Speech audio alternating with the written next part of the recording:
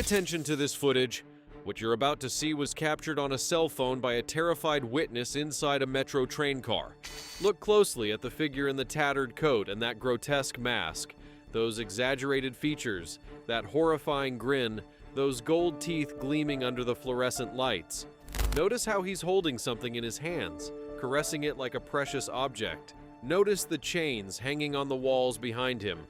This isn't a costume party. This isn't Halloween. This is 43-year-old Marcus Bain, just minutes after committing his fourth murder, riding public transportation like he's just coming home from work. The woman who filmed this?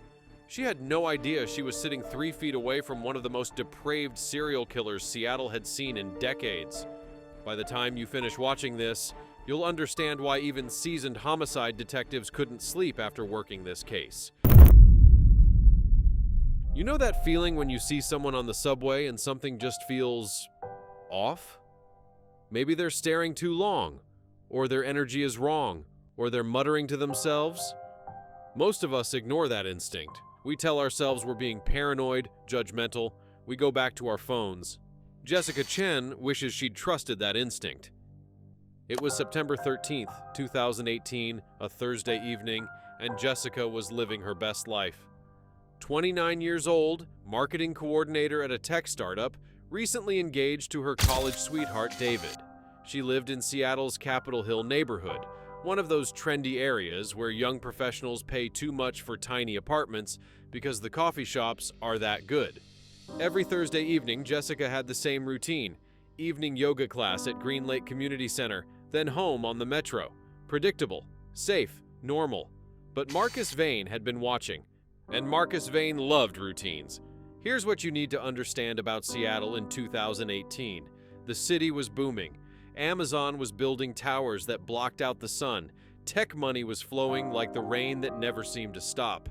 Young people were flooding in from all over the country, chasing six-figure salaries and craft beer.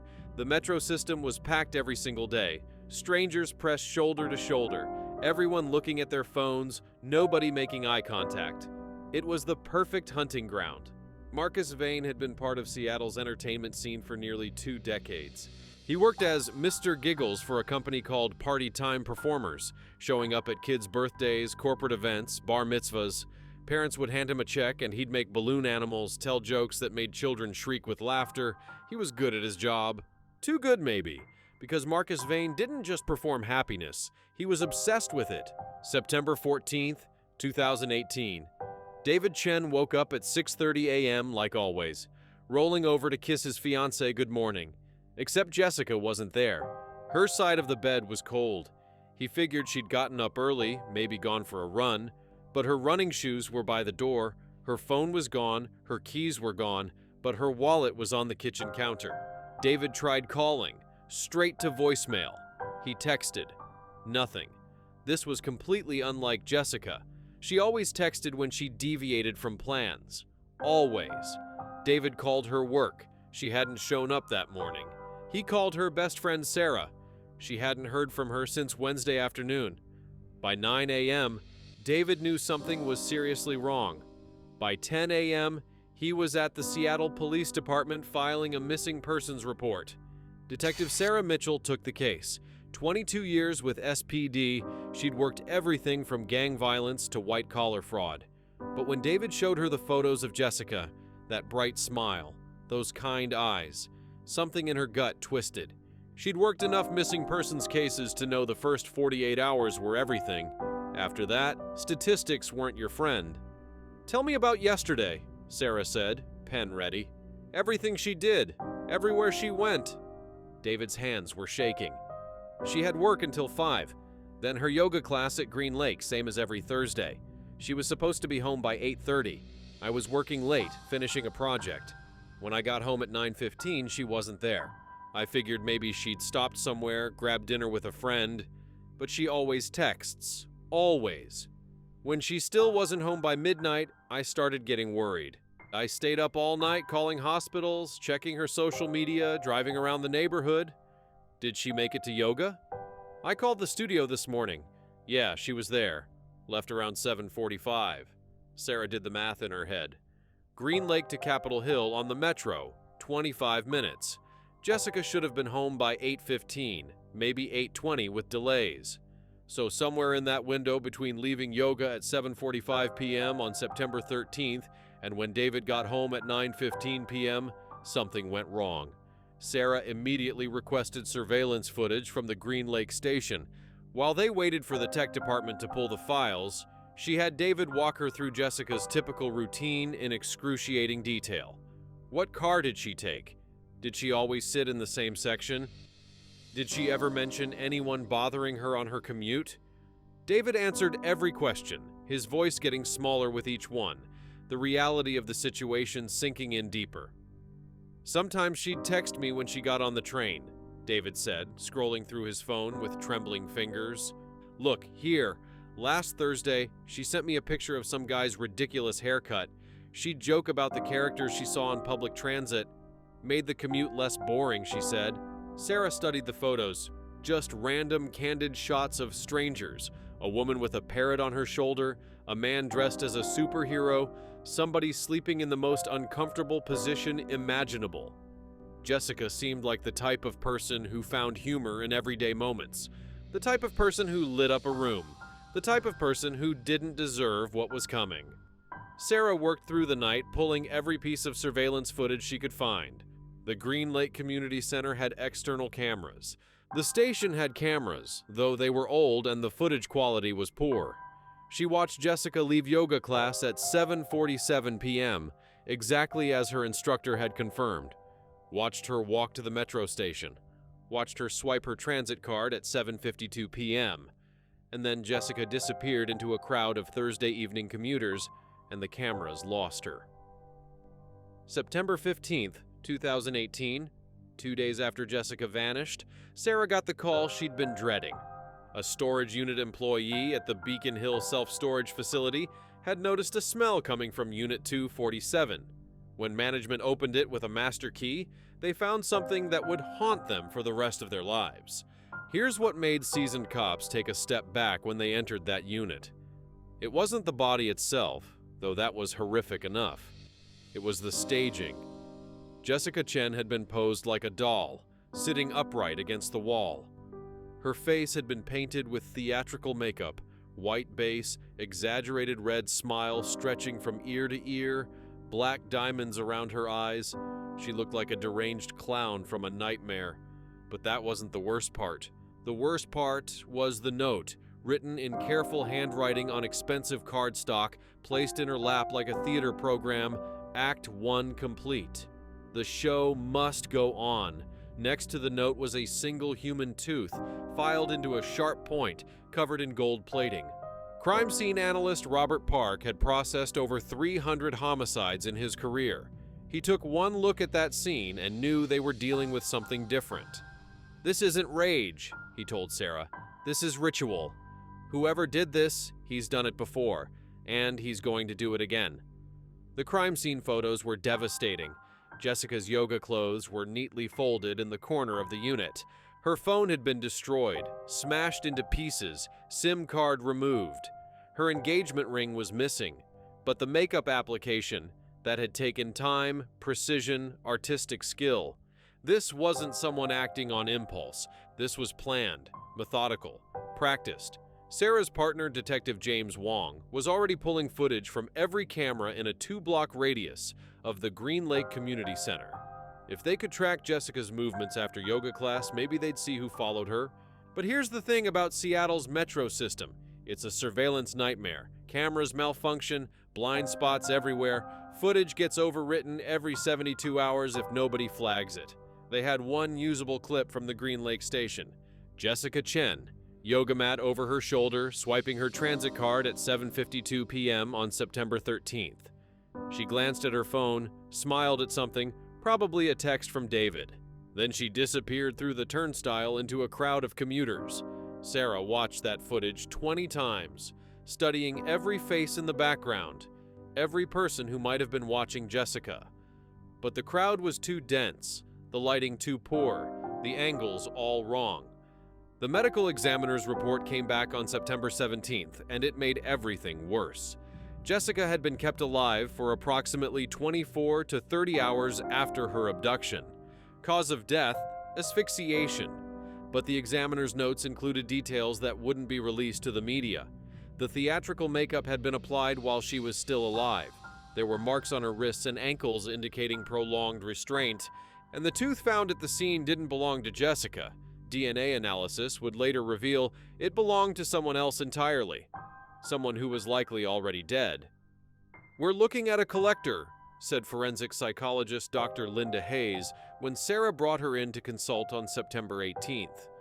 "The makeup, the staging, the note. This perpetrator is creating a performance. He's the director, the victims are his actors. And that tooth? That's a trophy from a previous victim. He's keeping parts of them, incorporating them into his art." Sarah felt her stomach drop. "You think there are others?" "I'd bet my career on it. And here's what concerns me most. The note says, Act 1 complete. That suggests he's working through some kind of sequence, some narrative structure only he understands. He sees himself as an artist creating a masterpiece. The task force expanded.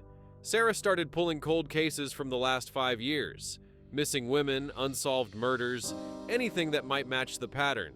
She worked through the night, surviving on coffee that tasted like gasoline and determination that felt like acid in her veins. And there it was, hiding in plain sight. 3 cases across Washington and Oregon that had been filed away as unrelated incidents. March 2015, Rebecca Walsh, 31, Portland, disappeared after a book club meeting. Body found in an abandoned warehouse 3 days later. Face painted like a theatrical mask. Case went cold after 6 months when every lead dried up and witnesses stopped returning calls. July 2016, Amanda Foster, 27, Tacoma. Vanished after her evening shift at a restaurant. Body discovered in a storage locker 4 days later. Face painted, note left behind. Act 2. Investigation stalled when the only person of interest passed a polygraph and had an airtight alibi. November 2017, Christine Delgado, 33, Spokane. Missing after a night class. Found in a rented garage space 5 days after disappearing. Same makeup, same staging. Note read, intermission. The case had been passed between 3 different detectives before being shuffled into the cold case archives. 4 women, 4 cities. Same killer, moving like a ghost through the Pacific Northwest. "He's escalating," Dr. Hayes said on September 19th, studying the timeline. "Look at the intervals. 16 months between the first and second, 16 months between second and third, 10 months between third and fourth. He's speeding up. The cooling off period is getting shorter. That's typical for serial killers who are becoming more confident, more brazen." James looked at Sarah, his face grim. "If you're right about the pattern, we've got maybe 6 months before he strikes again." Dr. Hayes shook her head slowly. "Les, look at the notes. Act 1, Act 2, intermission, Act 1, complete. He's restarted his counting. That means he's beginning a new series, a new performance cycle. Whatever he's planning, Jessica Chen was just the opening act. He's building towards something bigger." Sarah contacted the lead investigators from each of the cold cases. The conversations were difficult. Nobody likes admitting they missed a serial killer working across their jurisdictions, but slowly they started sharing information, comparing notes, building a profile. The killer was meticulous. He never left biological evidence at the scenes. No hair, no fluids, no skin cells. He wore gloves, probably a full body covering. He transported the victims carefully, leaving no trace evidence in vehicles. The storage units and garage spaces were always rented with cash, using fake names and addresses. Security footage from the rental facilities showed a man who knew how to avoid cameras. Head down, hat pulled low, bulky clothing that disguised his build. But there was one commonality that Dr. Hayes pointed out. All the victims were abducted from or near public transportation. That's his comfort zone. He's hunting in crowds, places where surveillance is inconsistent, where nobody pays attention to anyone else. He understands urban anonymity. Seattle was terrified. Once the media connected Jessica's murder to the previous cases on September 20th, the city went into panic mode. Women stopped jogging alone. Metro ridership dropped 20%. Gun stores sold out of pepper spray in 3 days. Self-defense classes booked up for months in advance. David Chen went on television on September 21st, begging for information. "Please," he said, voice breaking, holding up a photo of Jessica on their last vacation together. "If you saw anything, if you know anything, Jessica was going to be my wife. We were going to start a family. We were going to grow old together. Somebody knows something. Somebody saw something. Please." The interview aired on every local station. It made national news. Good Morning America picked it up. David's raw grief was impossible to watch and impossible to ignore.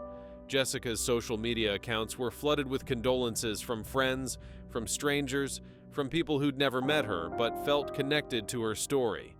Her Instagram showed a life full of joy, hiking photos, restaurant meals, silly selfies with David, pictures of her nieces and nephews that she captioned with obvious love. This was someone's daughter, someone's fiancé, someone's best friend, and now she was evidence in a murder investigation. Tips flooded in, hundreds of them. The department set up a dedicated hotline that rang constantly. 99% were useless. Paranoid neighbors, ex-boyfriends with grudges, people who'd watched too many crime shows and thought every weird person they'd ever encountered was a serial killer. But Sarah's team followed up on every single one.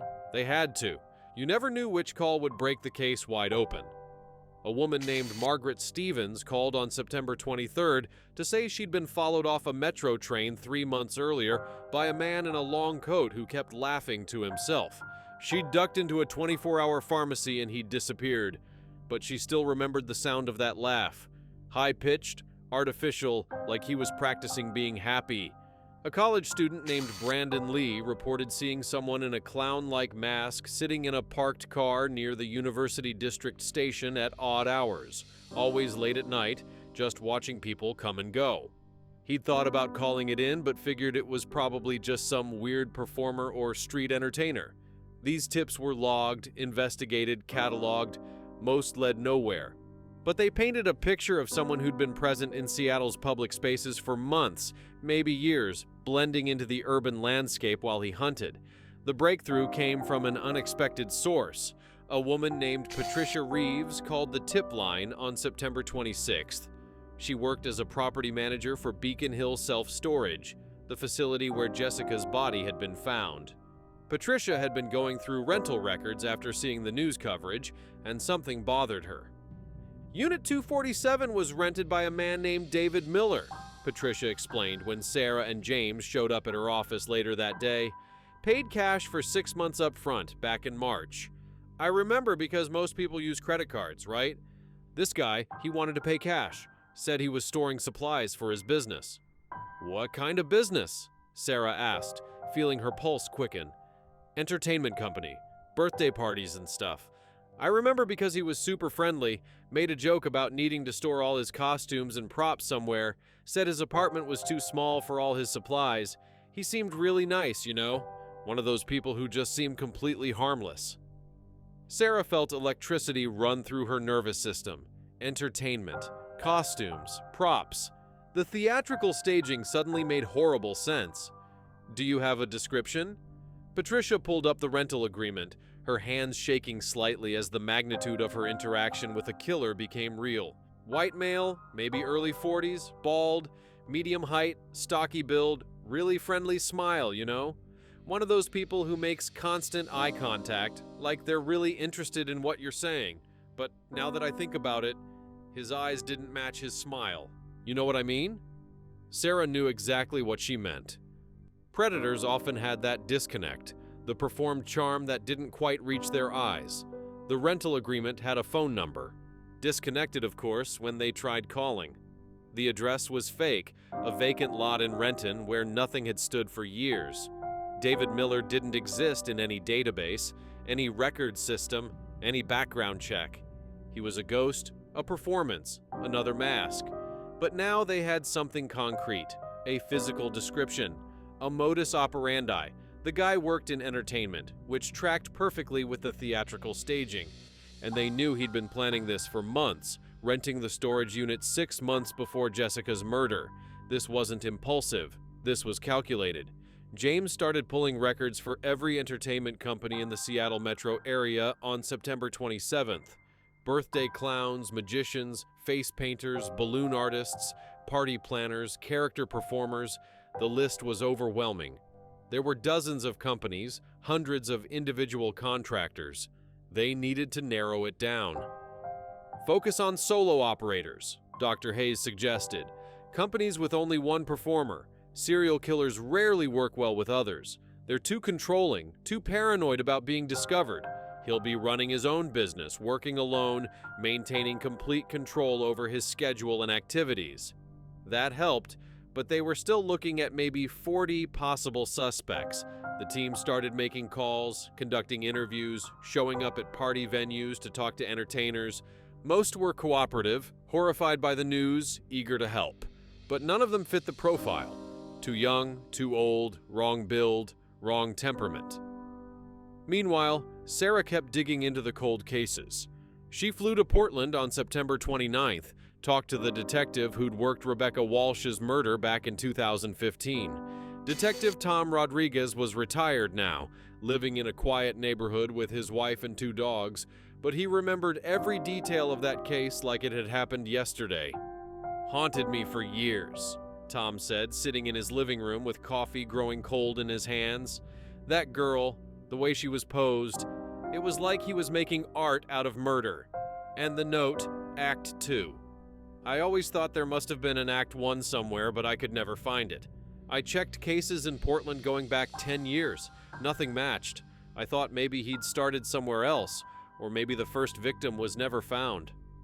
What about the investigation? Any suspects? We looked at everyone in Rebecca's life. Boyfriend, ex-boyfriends, co-workers, her yoga instructor, the guy who delivered her mail. We did a geographic profile, looked at who might have access to that warehouse where she was found. Nothing. It was like this guy appeared out of thin air, killed her, and disappeared back into whatever hole he crawled out of. But here's what stuck with me. Rebecca's friend said she mentioned some creepy encounter about a week before she disappeared. Said she was at a coffee shop and a guy in a costume kept staring at her. Thought it was weird but didn't report it because, it's Portland. Weird people are kind of our thing. Sarah's pulse quickened. A costume? Did she describe it? Yeah, like a party entertainer or something. She thought maybe he just had bad social skills, was nervous about an upcoming gig. She actually felt bad for him, according to her friends. That was Rebecca, always giving people the benefit of the doubt.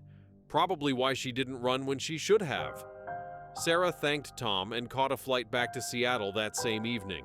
On the plane, she kept thinking about Rebecca's kindness, her willingness to see the good in people. Jessica had been the same way. David had mentioned how she always talked to homeless people, gave money to street performers, smiled at strangers. These women weren't naive. They were just decent human beings living in a world that punished decency. Back in Seattle on September 30th, the investigation was drowning in dead ends.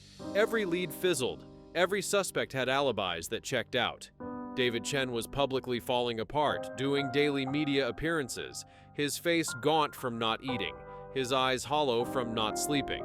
He'd taken leave from his job at Microsoft. His friends were worried he might hurt himself. Jessica's parents flew in from California on October 1st. Her mother, Maria Martinez, was a small woman who seemed to shrink further with each passing day. Her father, Robert, kept asking Sarah the same questions over and over. Who would do this? Who would hurt our little girl? Sarah never had good answers. Then, on October 3rd, everything changed. A woman walked into the precinct with a cell phone video. Her name was Monica Patterson, and she'd been on the metro the night Jessica disappeared. September 13th, the same night. I didn't realize until I saw your press conference, Monica said, hands shaking as she showed Sarah her phone.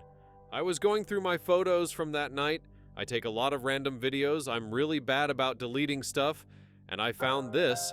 I filmed it right after I got on the train at Green Lake Station that Thursday night. Look at the timestamp, 8:03 p.m. Sarah watched the video with James standing behind her, both of them barely breathing. 40 seconds of footage from inside a metro car. Monica had been filming her friend making silly faces after happy hour, just goofing around. The kind of stupid video you take when you're buzzed, and everything seems funnier than it is. But there, in the background, sitting 3 rows back, you could see other passengers.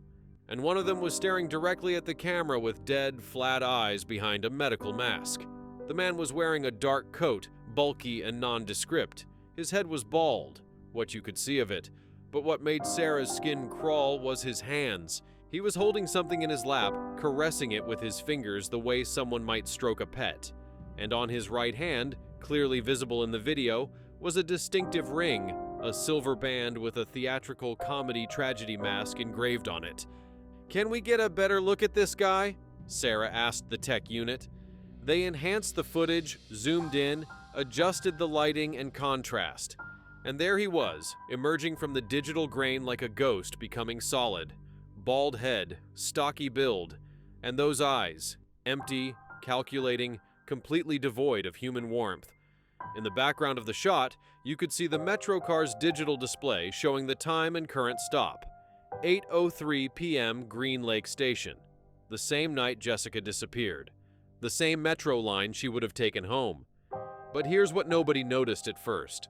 In the reflection of the Metro car window behind the man, you could see what he was holding in his lap. It was small, cloth, looked like it might have been pink or red. When the tech enhanced that reflection as much as possible, Sarah felt bile rise in her throat. It was Jessica's yoga mat bag, the same one she'd been carrying when she disappeared less than 20 minutes earlier. "We need to get this out to the public," James said immediately. "Someone's going to recognize this guy." "Not yet," Sarah countered. "Look at what he's wearing. That coat, those clothes. They're like a costume. He dresses up, changes his appearance. We release this, he'll just change everything and disappear. We need to identify him first." But Dr. Hayes had a different perspective when they brought her in on October 4th. He won't be able to help himself. "Look at that footage. He's staring right at the camera. He's aware of being filmed and he doesn't care. Look at the note he left. The show must go on. He's building towards something, a finale. He wants an audience. He needs recognition for his art." The debate continued for hours. Eventually they compromised. They'd release still images from the video, but not the video itself. They'd hold back details about what he was carrying, about the ring, about the specific time and location. Those would be hold-back details only the real killer would know. The images went public on October 6th. Within 6 hours, they'd received over 300 tips. Most were useless. "That looks like my neighbor. I think I saw someone like that at the mall. My uncle has a coat like that." But buried in the noise was Signal. An entertainment company owner named Gerald Price called on October 7th to say the ring looked familiar. "We had a vendor fair last year. Bunch of party entertainers showing their stuff. One guy had rings like that, gave them out as business cards kind of, said it represented the duality of performance, comedy and tragedy. Thought it was pretentious as hell, but whatever. Do you remember his name? His company? Something about smiles, eternal smiles, everlasting smiles, something cheesy like that." Sarah was already typing into the business registration database before Gerald finished talking. "Eternal Smiles Party Services. Registered in 2012 to Marcus Bain. Business address in Greenwood. Solo proprietor. No employees. Specializing in children's parties and corporate events." She pulled Marcus Bain's driver's license photo and felt her blood turn to ice. It was him. The man from the Metro footage. That same flat stare, that same build. Bald head, stocky frame, probably mid-40s. 3 arrests for disorderly conduct in his 20s, all dismissed after completion of anger management courses. No violent felonies, nothing that would have flagged him in any database. He was hiding in plain sight, making balloon animals for kids while he plotted murder. The task force was running on caffeine and pure adrenaline. Sarah hadn't slept more than 4 hours a night in weeks. She had a cot in her office now. Couldn't remember the last time she'd been home to her apartment. The pressure from the mayor's office was intense. Seattle's tech industry was already talking about relocating offices because their employees were afraid to ride public transit. Tourism was down 40%. The FBI was offering to take over the investigation, which was their polite way of saying Seattle PD was failing. But Sarah had a name now, Marcus Bain, and with a name came possibilities. They started building a case on October 8th. pulled everything they could find on Marcus Bain without tipping him off that he was under investigation. Tax returns showing modest income, nothing suspicious.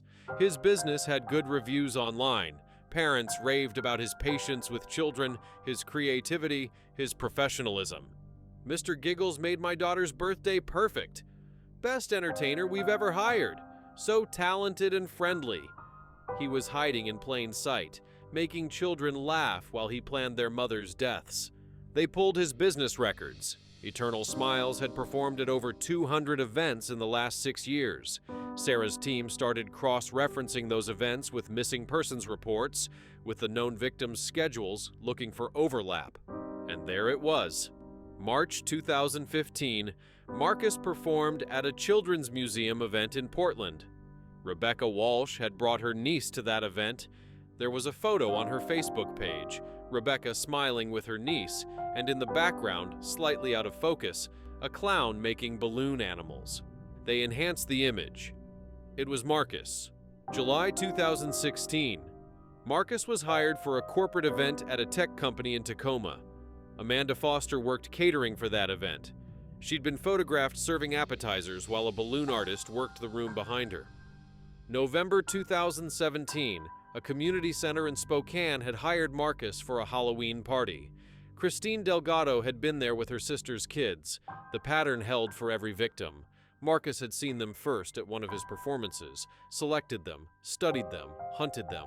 By October 10th, they had enough for a search warrant. They found his storage unit, not the one in Beacon Hill where Jessica was found, but a different facility in Ballard, registered to Eternal Smiles Party Services for business equipment. The warrant was signed on October 11th.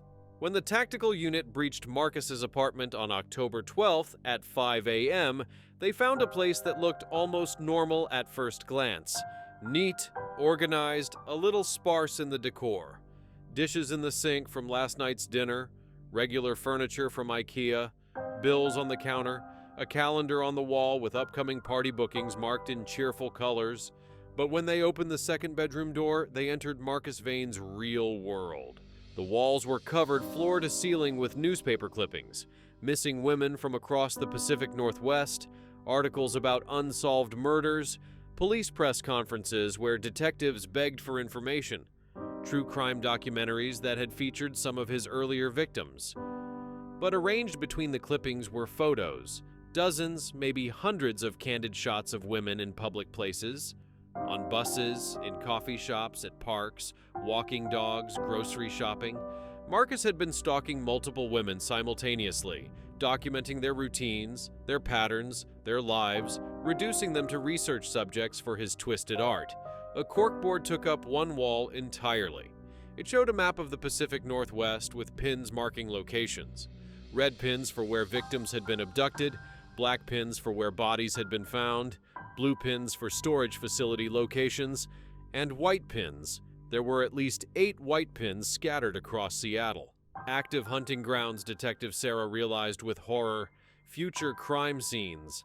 In the closet, they found 47 handmade masks, latex, professionally crafted, each one depicting a different, exaggerated expression: laughter, surprise, sadness, fear, joy, anguish. But they all had the same unsettling quality: human teeth embedded in the mouths, real human teeth, carefully preserved and incorporated into the latex. The DNA lab would later confirm those teeth belonged to his victims. He'd extracted them post-mortem, filed and shaped them, plated some in gold, turned them into trophies that he wore as part of his costume. On the workbench, they found journals, page after page of Marcus's handwriting, detailing his philosophy about happiness, about performance, about creating art through human suffering. He wrote about his mother, about watching her die slowly from cancer when he was 8, about her smile fading day by day until near the end she couldn't smile at all. He wrote about his father's death on a theater stage when a rigging system failed and lights crashed down on him during a performance. Ironic and tragic and formative. "Happiness is fleeting," Marcus had written in an entry dated 3 years earlier. "My mother's smile disappeared as disease consumed her. My father's laughter ended when steel and glass ended his life. But if I create a smile that never fades, if I preserve joy in its perfect eternal form, then death loses. Death can't steal what I've made permanent. I'm not taking lives. I'm preserving moments of perfection. I'm making art that will outlive us all. The journals detailed his victim selection process with clinical precision. He looked for women who smiled easily, who seemed to embody natural happiness. He'd observe them for weeks, sometimes months, learning their patterns. He'd engineer encounters, showing up at their usual coffee shops, riding the same metro lines, creating coincidental meetings where he could observe their reactions, their kindness, their humanity. Then he'd take them, hold them for anywhere from 12 to 36 hours, talk to them about happiness, about performance, about art, apply the makeup while they were still conscious, while they could see themselves being transformed into his vision of eternal joy. Then, when the performance was complete, when he'd photographed his work from every angle, he'd kill them quickly. Asphyxiation. But Marcus Bain wasn't home. His car was in the parking lot. His keys were on the counter. His phone was on the coffee table, powered off. He'd left in a hurry, probably spooked by something. Maybe he'd seen the unmarked cars staking out the neighborhood. Maybe his paranoia had finally kicked in. The APB went out immediately. Every cop in Seattle had his photo. The media was given his name, his picture, his vehicle description. Airports, train stations, bus terminals, every exit point from the city was covered. Border Patrol was notified. The FBI threw their resources into the manhunt. But Sarah thought about Dr. Hayes' profile. He wants an audience. He wants recognition. He won't just disappear. He needs to finish his performance. "Check the storage unit in Ballard," she told James on October 13th. "The one registered to his business. That's his stage. That's where he performs. If he's going to make a final statement, that's where he'll do it." The tactical team hit the Ballard storage facility at 2 p.m. on October 13th, moving fast because they didn't know if Marcus was armed, didn't know what kind of contingencies he might have planned. Unit 89, registered to Eternal Smiles Party Services, was near the back of the facility, away from the main office, chosen for privacy and isolation. They could hear movement inside. Someone was definitely in there, shifting around, doing something. "Seattle PD, we have a warrant. Come out with your hands visible." Nothing. Just continued movement like whoever was inside didn't care or didn't hear. "We're coming in. Do not make any sudden movements. Come out now." They breached the door with a battering ram, and there he was. Marcus Bain sitting on a folding chair in the middle of the unit, wearing one of his grotesque masks, the same one from Monica Patterson's Metro footage. The mask depicted an exaggerated laughing face with those horrifying gold teeth gleaming in the LED work lights he'd set up. He was in full costume, wearing a tattered coat that might have once been theatrical wardrobe, chains and props arranged on the walls behind him like a stage set. But here's what made Sarah's blood run cold as she pushed through the tactical team to see the scene. He was posing for a camera. A professional-grade camera on a tripod, connected to a laptop, streaming live to the internet. The laptop screen showed a chat window scrolling with comments. He had an audience, real-time viewers watching what they thought was performance art, not realizing they were watching a serial killer's final act. "I'm simply bringing joy to a world that has forgotten how to smile," Marcus said through the mask, his voice distorted by the latex and whatever microphone setup he had running. "You can arrest the artist, but you cannot arrest the art. The performance is eternal. The smiles are forever. My work will be studied, analyzed, appreciated long after I'm gone. I've created something meaningful. I've beaten death." He didn't resist, just raised his hands slowly, theatrically, making it part of the performance. Let them cuff him, let them shut down the camera and the stream. He kept that mask on until they physically removed it at the precinct, and underneath, Marcus Bain was smiling, a real smile, genuine and peaceful, like he'd just completed his life's greatest work and could finally rest. The search of the Ballard unit revealed more horrors that would take weeks to fully process.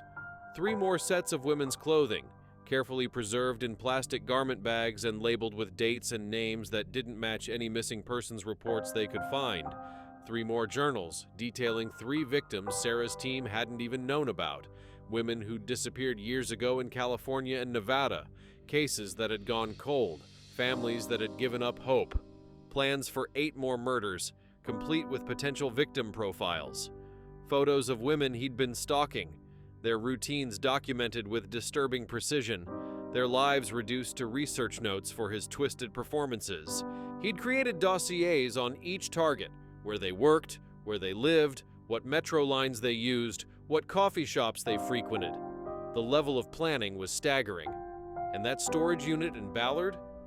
Forensics found fiber evidence matching clothing worn by all 4 known Washington, Oregon victims, blood evidence that had seeped into the concrete floor despite his cleaning efforts, hair samples caught in the corners where walls met floor, DNA from at least 7 different individuals, including the 3 mystery victims whose identities they were still working to confirm.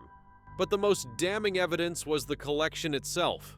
The masks, the journals, the photos, the carefully preserved trophies. This wasn't someone who could claim innocence or mistake or circumstance. This was a man who documented his own crimes with obsessive detail because he believed they were masterpieces worth preserving. The live stream Marcus had been recording when they arrested him, it had 37 viewers when they cut the feed.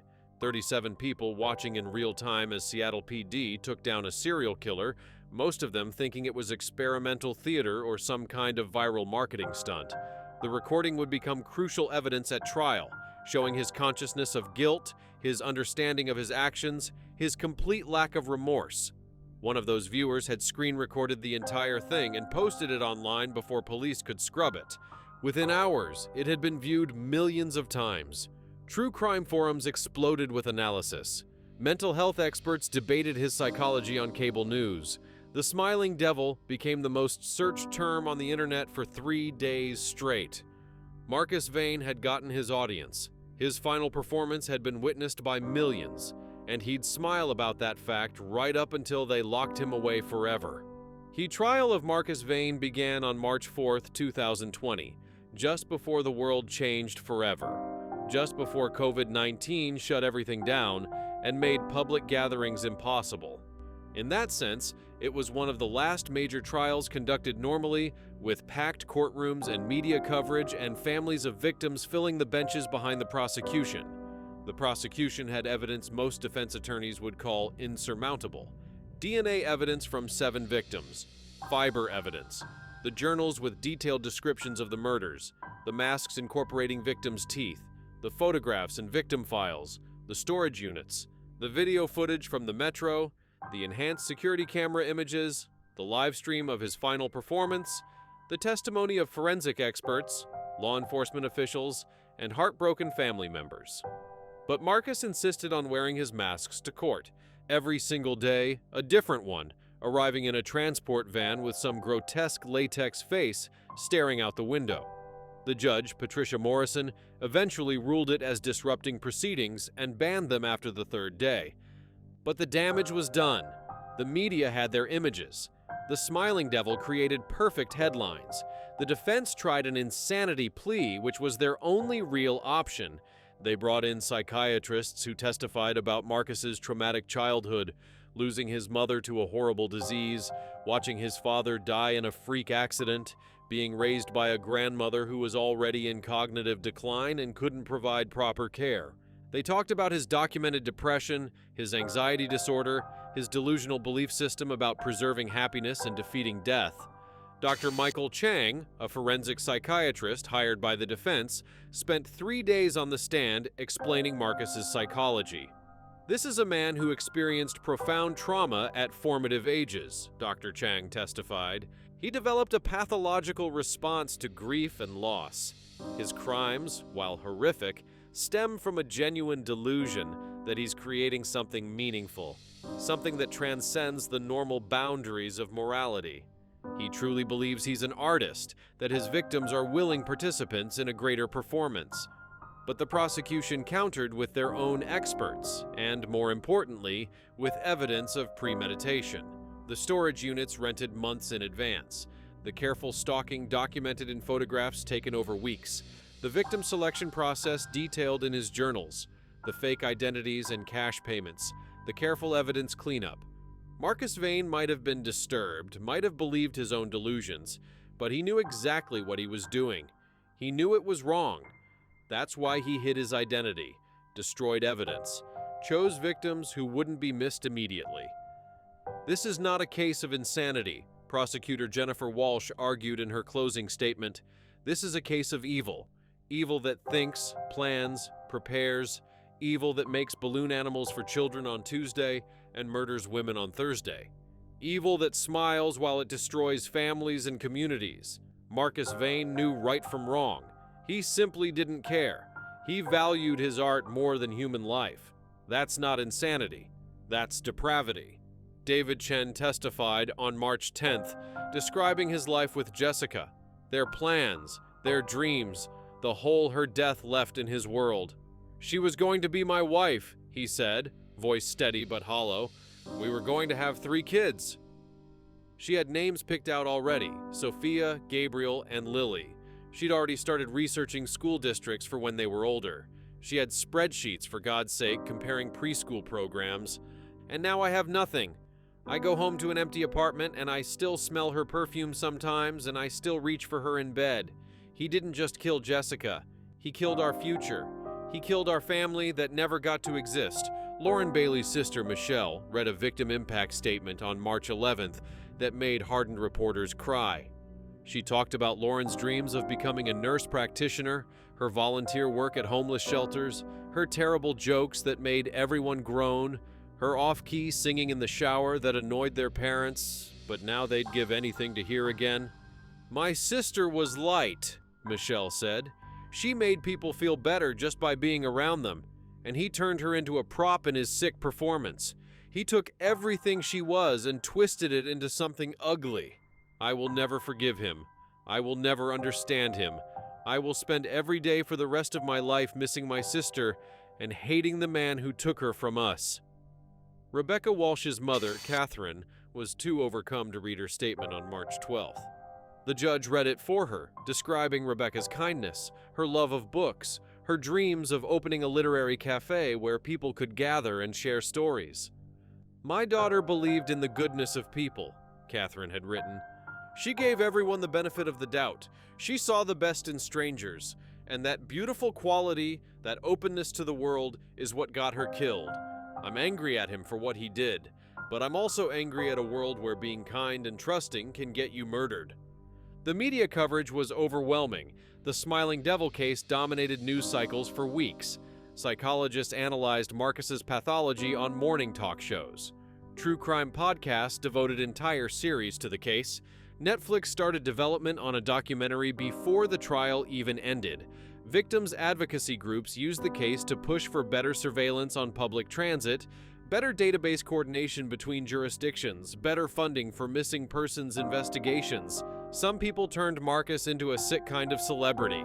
Fan mail arrived at the prison where he was being held during trial.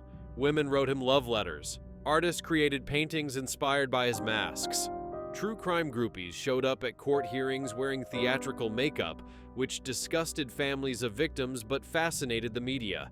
The jury deliberated for 14 hours over 2 days. When they returned on March 18, 2020, the verdict was unanimous on all counts. Guilty. Every single charge. The reading of the verdict took 15 minutes because there were so many counts. Marcus Bain was convicted of 7 counts of first-degree murder. Jessica Chen, Lauren Bailey, Rebecca Walsh, Amanda Foster, Christine Delgado, Michelle Torres, and Sarah Kim. 7 counts of kidnapping, 1 count of attempted kidnapping, 7 counts of abuse of a corpse, 17 counts of stalking, and 4 counts of desecration of human remains. He was also convicted of weapons charges, evidence tampering, and identity fraud related to the fake names he'd used to rent storage units. The sentencing phase lasted 3 days spread over the following week. Every victim's family was given the chance to speak. Some couldn't. The grief was too fresh, too overwhelming. Others spoke with anger, with rage, demanding the harshest possible sentence. A few spoke with something almost like pity, recognizing Marcus as a deeply broken person, while still demanding justice for what he'd done. David Chen stood before Marcus in the courtroom on March 23rd, the two men separated by just a few feet and an infinite moral chasm. "You took the only woman I will ever love," David said directly to Marcus. "You didn't just kill her. You made her final hours terrified and painful. You turned her into a thing, a prop, an object in your sick fantasy. I hope you live a very long life in prison. I hope you wake up every day and remember what you did. I hope your art is forgotten and your name becomes synonymous with evil. That's all I have to say to you." Marcus smiled throughout the impact statements. Not his performance smile, but something smaller, more genuine. Like he was pleased with the attention, with the emotion he'd provoked, with the scope of his impact on the world. He took notes sometimes, jotting down reactions like a director reviewing audience response. Judge Patricia Morrison showed no emotion as she delivered the sentence on March 25, 2020. Life in prison without possibility of parole on each murder count to be served consecutively. That meant 7 life sentences stacked on top of each other. Even if by some miracle Marcus was granted parole on one count, 6 more would be waiting. He would die in prison. There would be no redemption arc, no second chance, no possibility of freedom. Additional sentences for the other charges added up to over 400 years, though that was mostly symbolic since the life sentences meant he'd never be released anyway. "Mr. Bain," Judge Morrison said, finally looking directly at him, "you have been found guilty of some of the most heinous crimes this jurisdiction has ever prosecuted. You have shown no remorse, no understanding of the magnitude of suffering you have caused. You have turned human beings into objects, families into tragedy, and a city into a place of fear. You will spend the remainder of your life in prison, and I sincerely hope you live a very long time so you can contemplate the weight of your actions. This court is adjourned." But Marcus Bain asked to make a statement before being led away. Against their better judgment, they allowed it. He stood, chains rattling, and looked around the courtroom at all the faces staring at him with hatred and disgust. "I brought happiness to the world," he said, voice clear and calm. "I made permanent what is fleeting. I created art that will outlive all of us. My work will be studied, analyzed, remembered. People will write books about me, make documentaries, discuss my philosophy. I am not a criminal. I am an artist who worked in a medium the world isn't ready to appreciate. But one day, maybe in 100 years, maybe in 1,000, people will understand. The show will go on." He was still smiling as they led him away. Marcus Bain is currently housed at the Washington State Penitentiary in Walla Walla in solitary confinement for his own protection. Other inmates have tried to attack him twice, once in his first week when someone smuggled a sharpened toothbrush into his cell area, and again 3 months later during a transfer when another prisoner tried to strangle him with a bedsheet. Both times, guards intervened before serious harm was done. He spends 23 hours a day in a cell measuring 8 by 10 feet. 1 hour for exercise in a concrete yard with 20-foot walls. No contact with other inmates. Meals delivered through a slot. Showers 3 times a week under supervision. Books and paper are allowed. He's filled dozens of notebooks with sketches and writings that prison psychologists review and store as evidence of his continued psychological state. He still makes art, still draws his masks, his performances, his visions of eternal smiles. Guards say he hums while he works, old show tunes mostly. He's polite, cooperative, never causes problems. Model prisoner, except for the part where he's a serial killer with no remorse. The 7 confirmed victims have left behind families struggling to rebuild shattered lives. David Chen eventually moved away from Seattle, unable to walk the streets where he'd planned to build a life with Jessica. He relocated to San Diego, took a job with a different tech company, tried to start over. A journalist tracked him down in 2022, and David agreed to a brief interview. "I never dated again," he said. "How could I? Jessica was it for me. She was the person. You don't get 2 of those in one lifetime. I have therapy twice a week. I have friends who check on me. I have a life that looks normal from the outside. But inside, I'm still that guy waking up on September 14th, 2018, reaching for his fiancée and finding nothing but cold sheets." Lauren Bailey's family established a scholarship fund in her name for nursing students at the University of Washington. They've funded 32 students so far, helping them achieve the dreams Lauren never got to realize. Her sister Michelle speaks at nursing school graduation sometimes, telling Lauren's story, keeping her memory alive in a way that honors who she was rather than how she died. Jessica Chen's parents, Robert and Maria Martinez, started the Jessica Chen Foundation for Public Safety Awareness in late 2018. They work with transit authorities, law enforcement, and community organizations to improve safety on public transportation. They've helped install over 500 new security cameras on metro lines across Washington state. They've funded self-defense classes for over 2,000 women. They've lobbied for legislation requiring better coordination between jurisdictions when tracking violent offenders. "We can't bring Jessica back," Maria said at a press conference in 2019 announcing a new safety initiative. "We can't undo what happened to her and the other women Marcus Bain murdered, but we can honor their memories by making sure their deaths weren't meaningless. Every woman who rides the metro safely because of a camera we helped install, every woman who escapes a dangerous situation because of training we provided, that's Jessica's legacy. That's how we keep her alive." Rebecca Walsh's mother, Catherine, spent her retirement years advocating for better database systems to track serial offenders across state lines. She testified before legislative committees, wrote letters to senators and congresspeople, became a fixture at criminal justice conferences. Because of her work, and she'd be the first to say it wasn't just her, but she was certainly instrumental, Washington, Oregon, California, Nevada, and Idaho now have integrated systems for sharing information about violent crimes against women. VICAP reports are cross-referenced automatically.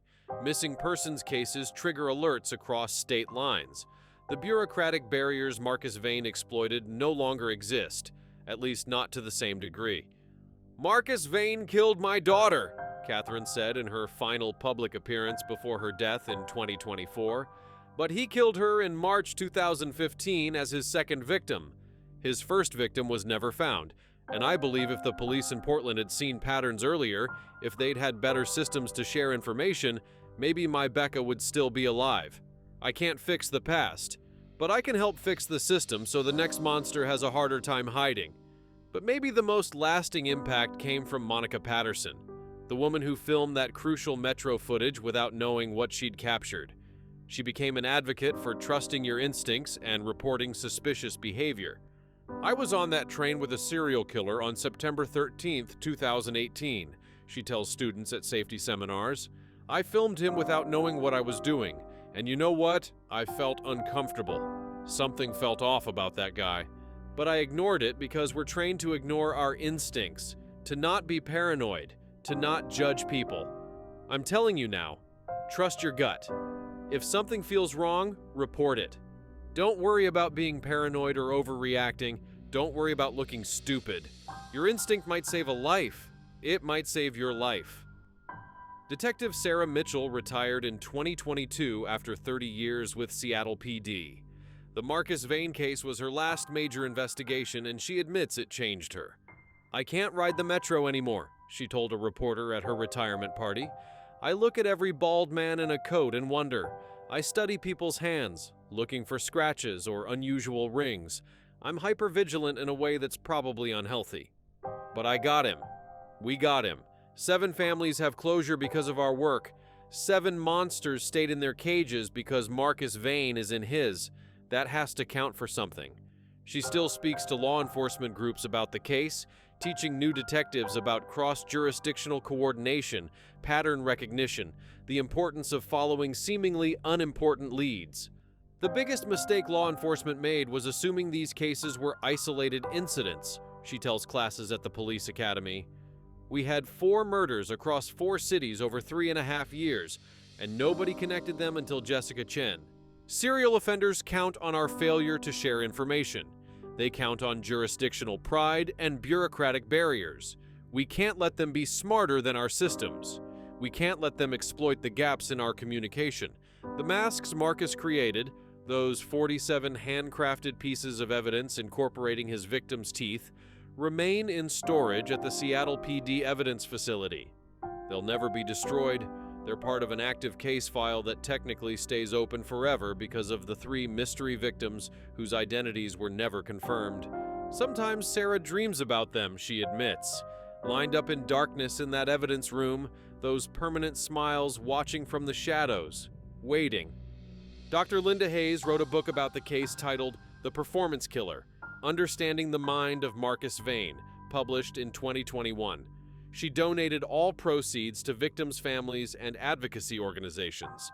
In it, she wrote, "Marcus Bain represents a particular type of serial killer, the artist murderer who believes his crimes transcend the moral boundaries that govern the rest of us. He saw himself as a creator, his victims as raw materials for his art." Understanding this mindset is crucial for law enforcement because killers like Bain don't stop on their own. Their work is never finished. There's always another performance, another act, another victim waiting in the wings. The only way to stop them is to catch them, to interrupt the performance before it reaches its conclusion. Seattle has changed since those dark months in fall 2018. The metro system underwent a massive security upgrade, over 3,000 new cameras, better lighting, emergency call boxes, increased police presence. Storage facilities across Washington state now require 2 forms of verified identification, and many have banned cash payments entirely. Women's safety apps have been downloaded millions of times. Self-defense classes have waiting lists months long. The city learned vigilance the hard way, paid for awareness with blood and grief. But on quiet Thursday evenings, when the metro cars fill with commuters heading home after long days, there are still people who look around nervously, who study their fellow passengers a little too carefully, who hold their keys between their fingers like makeshift weapons, who remember that sometimes evil doesn't look like a monster in a horror movie. It looks like a friendly entertainer with a warm smile, gold teeth, and an empty soul where empathy should live.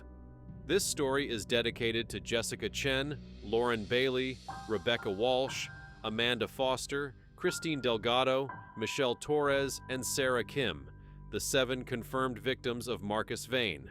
They were daughters, sisters, friends, fiancées, nieces, aunts. They had dreams and plans and futures that were stolen by a man who thought his art mattered more than their lives. They had jobs they were good at, hobbies they loved, families that adored them, friends who depended on them. They made the world better just by being in it. Their names deserve to be remembered. Their stories deserve to be told completely, honestly, with respect and dignity, and their families deserve to know that the world didn't forget them, didn't move on too quickly, didn't treat them as just another statistic in the endless cycle of violence that claims too many women, too many lives, too much potential. They mattered. They still matter. They will always matter. And Marcus Bain's permanent smile, the one he wore in court, the one he sketches in prison, the one he believes makes him immortal, will fade to nothing long before we forget theirs.